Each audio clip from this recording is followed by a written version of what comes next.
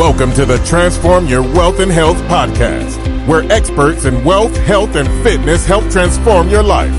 Here's your host, Andy Arter. Today's guest is a buddy of mine, all-round entrepreneur, retailer, landlord, and property trainer. He's also one of Scotland's finest. It's John Mann. How are we doing, John? Unbelievable and doing tremendous as well. I knew you would be, John. You're that kind of a guy. Thank you. Now, we first met at a property training event in London a couple of years ago, and at the time I was incredibly impressed by your application because you travelled down from Glasgow and was staying in London for the whole weekend and put a tremendous amount of effort in, and that's the first thing that attracted me to you because I knew you put a tremendous amount of effort in. Thank you, that's very kind. So tell us about your early life and background, John. Well, I'll do my best and keep it short and not put everybody to sleep. No, you keep it as long as you like. Basically, I'm 49. I was a product of last of the baby boomers, British-born Chinese. I'm very proud of that. Came from a typical working-class Chinese family. Worked from a very young age, at 12 actually, in my dad's takeaway. So wow. I've learned to apply myself very early on. Just had hard work grafted in me. Basically, Dad says, work hard, study hard, get a good job, everything will be sorted for your life. So I ended up... What was you doing at 12, John? What was I doing at 12? I was helping I've got to ask. Yeah, I was helping out with the counter, taking orders. I was helping out the kitchen when they were short-staffed. I was helping out with cleaning. I was helping out with washing up. Yeah, just did everything, taking out the garbage, you name it. Even scraping snow off the damn car, So your family were getting you working for a living? Oh, yeah, I knew what hard work meant. Yeah, trust me. I guessed as much because I say, since I've known you, whenever I speak to you, you're always putting a shift in. Oh, I know what a shift is. 12, 14 hours is not a problem for me, mate. Not a problem. So tell us all about the background, John. Yeah, basically, I did okay at school. I went to university, got myself my engineering degree, and found myself working in Hong Kong. Now, I didn't want to be working there for a long time, but 2 years, 24, 26, and then ended up, I was working there for about 12, 13 years. And the last 4 years of them I was really depressed. I didn't like what I was doing. I had a young family, wife wasn't working, trying to make ends meet. And I read this book my colleague brought in, Rich Dad, Poor Dad. You probably heard of that, yeah? Yes. And I read it, and I dreamt of making it big in the business world.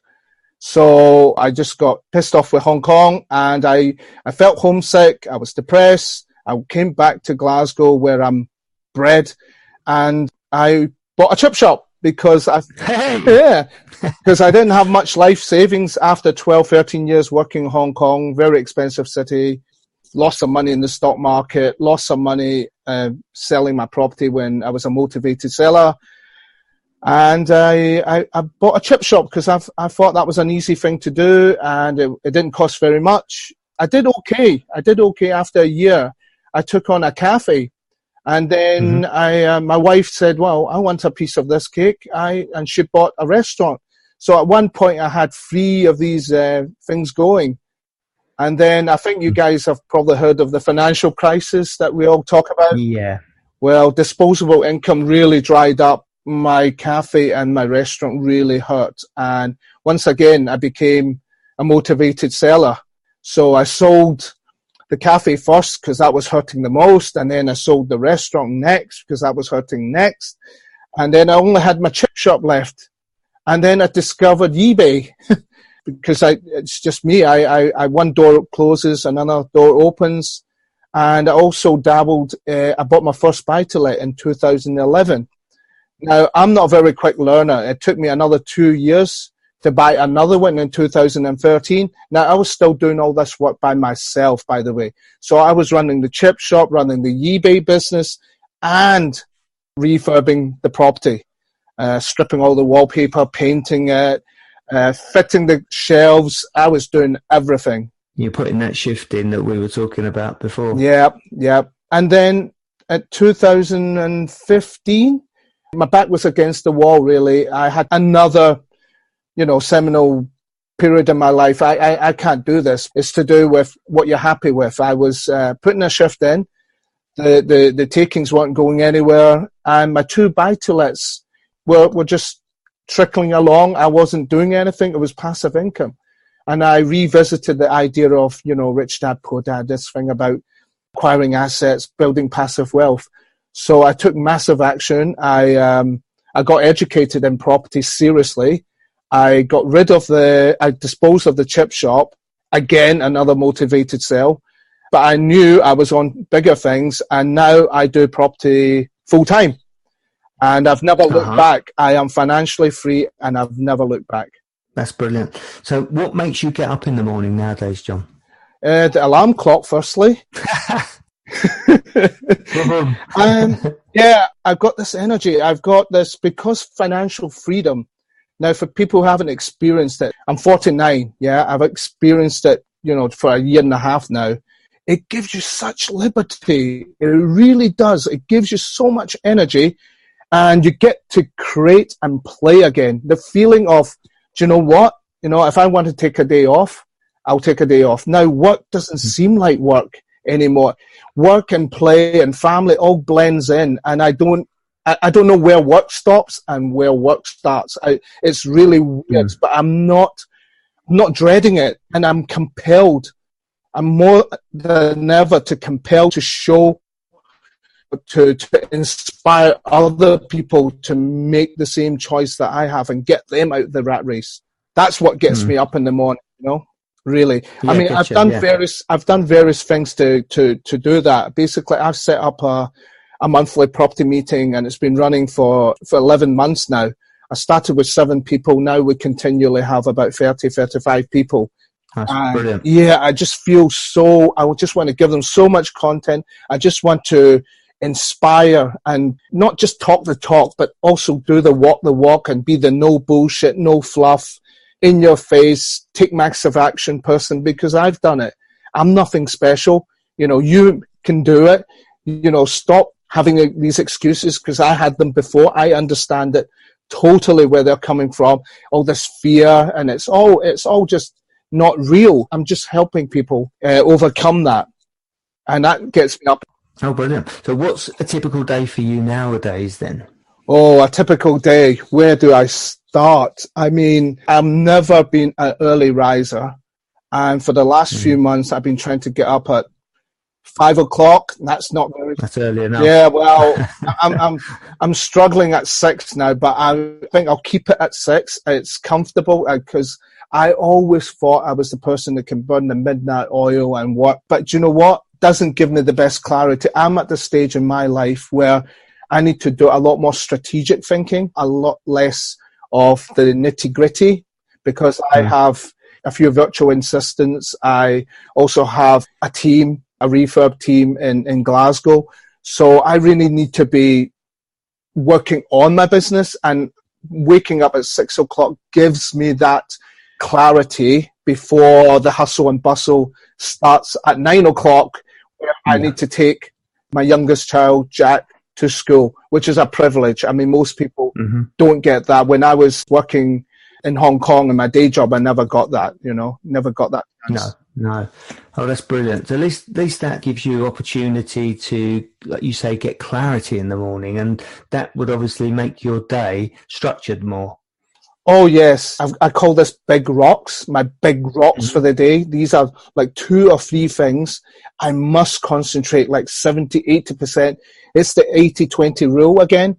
So, you get all sorts of noise. There's emails coming in, there's text, there's just a whole bundle of things. But I always try to focus every now and then to look back.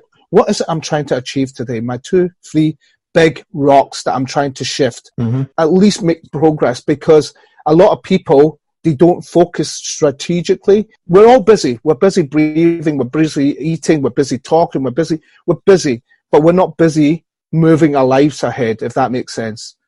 Yeah. So how driven are you to succeed, John? Well, I think you can hear it from the voice. I mean, I've always been driven. But I think by getting educated, self-development, not shelf development, and taking massive action, hanging around with people who play at my level or a higher level and getting inspired, changing my whole mindset towards money, success. I used to think that, I wasn't like envious of people with money. I thought these people were special. They must have been born with special powers and I can't be them. Do you know what? That's all BS, because you can learn it. Like anything in life, you can learn it. There's nothing that can't be learned. Success is a learnable trait. It's just some people are more natural to it. And some people just need to learn harder. But if you don't give up, you will succeed. That is guaranteed. If you believe it enough, it's all to do with your mindset, your self-perception, and you've got that, it will come to you in the end. Now, I can't guarantee when it will come, but if you believe that, it will. I believe if you take the journey, the destination will be there. That's what I'm trying to get across. Okay. So you've put a lot of effort into your own personal development. I know that myself. So what made you do that? Well, what made me do that? I revisited Rich Dad, Poor Dad, and I went to some property meets, and I just did a little bit. There's so much stuff on the internet these days. There's so much knowledge. You can go to YouTube, you can get audiobooks, and I just felt inspired. I really hated working in the chip shop. I felt I was born on this earth to do a lot more. I lost a lot of negative, to fill my brain with new stuff, Andy. What I had to do was I had to empty the old stuff that was holding me back. I had to be reborn. I had to be a new person. Now, I had a lot of negative stuff with my childhood about feeling small. I was raised by my gran and came back to this country when I was 8, and I felt like a fish out of water. I didn't belong. I didn't speak English. So I got bullied. There was a lot of pressure because I'm the oldest child in a Chinese family. The oldest child sets the example. I can't go astray. And it's all that stuff that I had to go through in my head to get rid of it, and which gave me a whole new view of the world. And the world is really your oyster for the take. Yeah. So tell us about your online investing, John. I know you had some success doing that too. Oh, yes. Yeah. I still run my eBay business, although now it's not something that drives me and inspires me. Didn't you have a bit of success with a couple of stars, let's say? Is it J-Lo and Kim Kardashian? Yeah. To drop a couple of names. Well, what did I sell? Yeah. What did they use? Yes, I sold. Hey, I'm a typical guy, but I sold hair extensions. Now, right. Why did I do hair extensions? People ask me, do you know anything about hair extensions? Do you cross-dress? No, I don't do any of those. I am just an opportunist. I saw an opportunity. It was the trendy thing. 2011.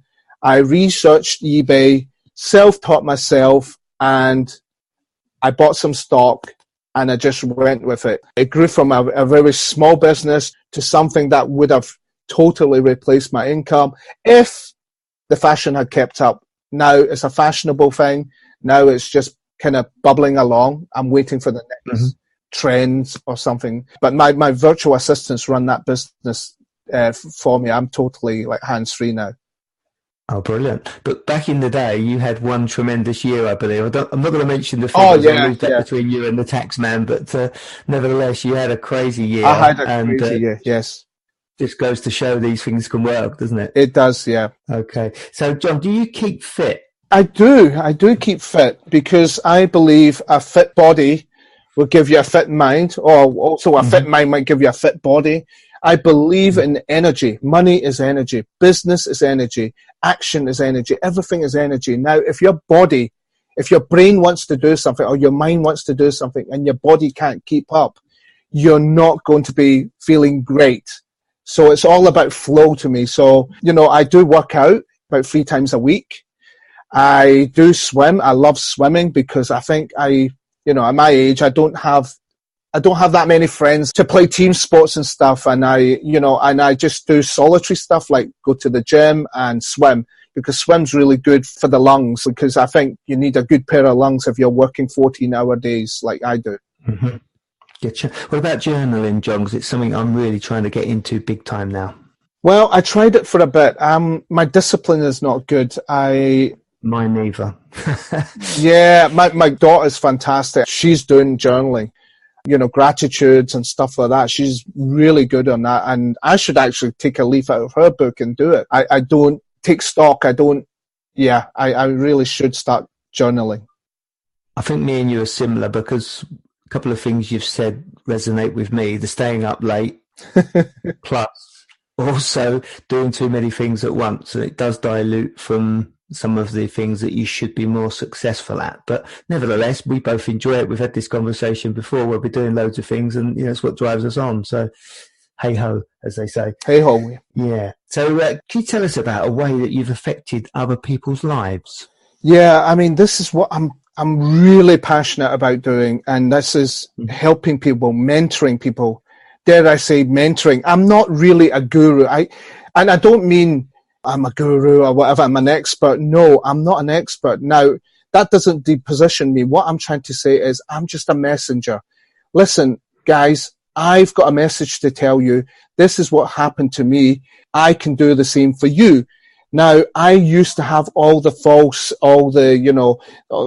fear of rejection, the fear of not being accepted, the fear of failure, the fear of looking silly, all that sort of stuff. And I've managed to break through all that stuff, and I try to inspire people. Now, on one of my recent mentees, I actually got her crying. Really? Yes, I got her crying. And now, what did you say? Well, I just said, listen, she gave me this excuse, that excuse, this excuse, all excuses. We are the best at making excuses. Yeah, whenever something can't be done, it's this. Oh, but I can do it. Oh, but you're different. No, it's another excuse. Does that make sense? So it's all excuses. I really said to, I don't care who has taught you before or whatever, but no more BS. Yeah, no more excuses. Yeah. And then get on with it. And then she basically broke down. It was a group mentoring session. And at the end, she says, wow, it's given us so much more clarity. And it's a big weight off her shoulders because everybody in the group helped out as well to build her back up. To change someone, you need to break them down and build them back up again, if that makes sense. So well done to you guys. Yeah, I really hope I can still do more for her, But now I've got somehow her negative mindset away. It all starts with the mindset, because the actions that we do is all to do with the mind. So me and you can look at exact same situation, and my mindset and your mindset might be different. I will take it as an opportunity. You might be problem oriented.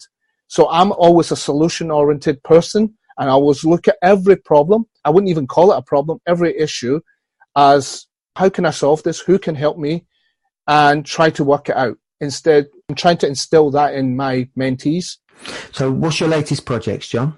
Wow, to name a few, I really want to do more of the training. I specialize in service accommodation. Is that like Airbnb type Airbnb, products and stuff like yes, that? Yes, Airbnb, booking.com, for people who don't know that, holiday lets, so to speak. And, I just feel it's one of the best strategies out there.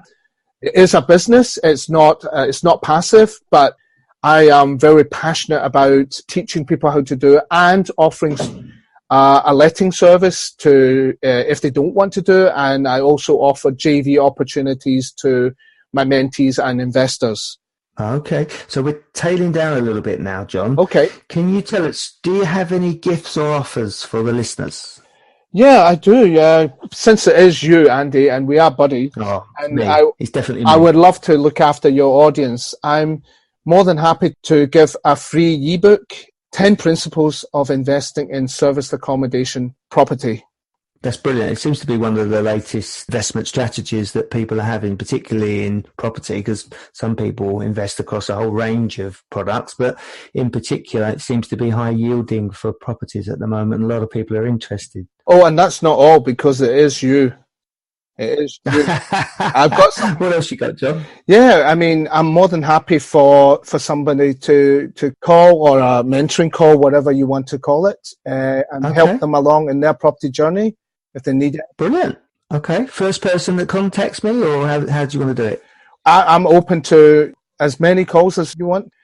Okay, I'll get some people off the streets. We'll have hundreds of calls tomorrow. Don't worry. We'll be in central London getting people to call you. Don't worry. You'll be fine. I'm ready for it. You're up for it. Okay, John. Listen, you've been brilliant. John, I've been Andy Arter. Thanks very much for being on the show. Could you just tell us before we go, what's the best way to contact you? You can find me on Facebook, John Lee Mann. That's JOHNLEE and then Mann, MAN with just one N. And also you can email me at john@dragonrentalslimited.com. That's limited spelled LIMITED.com. Okay, that's brilliant. Thanks very much, John. You're welcome, Andy. Anytime. Thank you. Take care. I hope you enjoyed that episode, and until next time, start transforming your wealth and health now.